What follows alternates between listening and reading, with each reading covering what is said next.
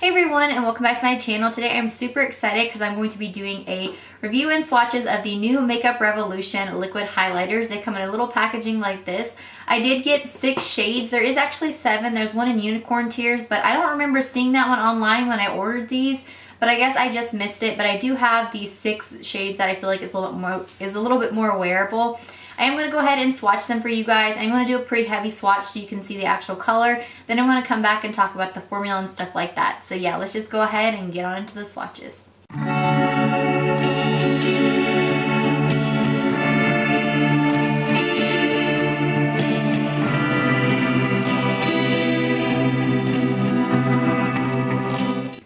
Alright guys, now I'm going to go ahead and talk a little bit about these. So these are $9 a piece. So that's a lot cheaper than the Cover FX drops, which I feel like that's what Makeup Revolution was duping. If you don't know about Makeup Revolution, they dupe a lot of like high-end brands.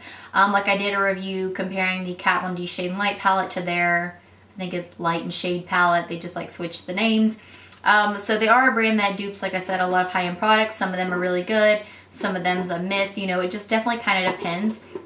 So I'm just going to read you a little bit about what it says about the details here in case you guys are curious. But it does say, only at Ulta, Makeup Revolution's liquid highlighters are a buildable formula perfect for both face and body. Now I do actually have, that's what I have on today, and I have no powder over top of that. The only thing I did is because it was a little intense is I took like my powder that I set my face with and just kind of tapped over it just to tone it down just a little bit. And I have the shade Liquid Champagne on, which is by far my absolute favorite. I think it's gorgeous. There is 3 shades that work for me. I like Liquid Champagne, Luminous Gold, and then there is a pink shade. Yeah, Liquid Starlight. These are the 3 that works with me. The Luminous Gold one can be a tad bit too dark, but I definitely feel like I can make it work. And then I do think that these 3 shades right here, I think that these are designed, you know, more to medium and deeper skin tone. This is Liquid Bronze Gold, and they've got Liquid Luster Gold, and they got Liquid Rose Gold, which is gorgeous. Now I want to talk a little bit about a comparison to the Cover FX drops. I have one Cover FX drop in the shade Moonlight, which is so incredibly gorgeous. But they are very, very expensive, and I mean, are you ever gonna, you know, use that much of a liquid highlighter? I know they come out with a little set this year that had 4 shades in them.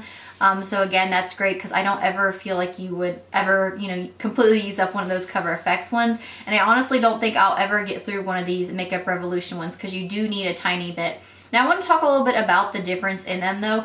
First off is the smell of these. It smells exactly like fingernail polish. Like, I mean, it is like almost identical to fingernail polish. I can't get over it. Like, that was the first thing I noticed when I was applying this.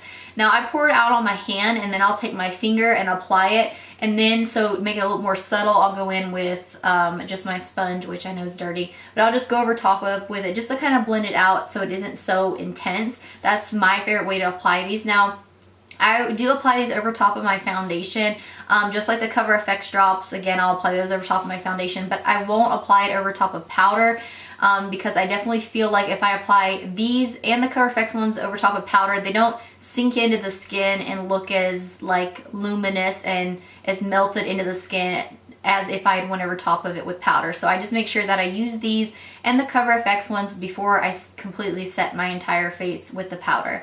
I also make sure to do it before I set my under eye area because usually I'll bring that powder out pretty far. Now, these are very intense, just like the Cover FX ones, but they do blend out a little bit more. I don't want to say sheer because they're not sheer, but the Cover FX ones I feel like are like super pigmented, and these are very pigmented too, but I definitely use a little bit less, I feel like, of the Cover FX ones. Like these I find are very buildable. I don't feel like I need to, you know, build up the Cover FX ones, so I do feel like these are just a little bit more like beginner friendly because you can kind of build it up, but it's very, very easy to go overboard with these. Again, I don't have any powder highlight on at all today. That's all just this liquid highlighter. But the smell, I feel like what I do is I drop it onto my hand like I was saying. It's like when I first open it up and I first apply it, I can smell it. But then after, like I said, I feel like it's dried. It's not tacky or anything whatsoever. I can't smell it at all, so it's not like a lingering smell.